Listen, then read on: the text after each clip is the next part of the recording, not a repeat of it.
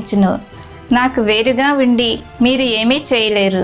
ఎవడైనను నా యందు నిలిచి ఉండని ఎడల వాడు తీగ వలె బయట పారవేయబడి ఎండిపోవును.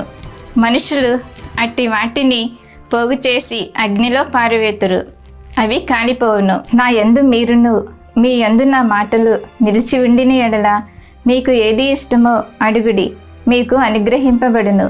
ప్రతి ఒక్కరూ దేవుని ఎడల విశ్వాసము కలిగి ఉండటానికి ఇవి ఎంతో శక్తివంతమైన మాటలు.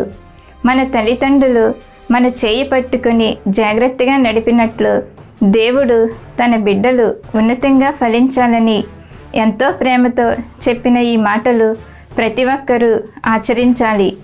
ఈరోజే దేవునితో అంటుకట్టబడి బహుగా ఫలించాలని ఆశిస్తున్నాను.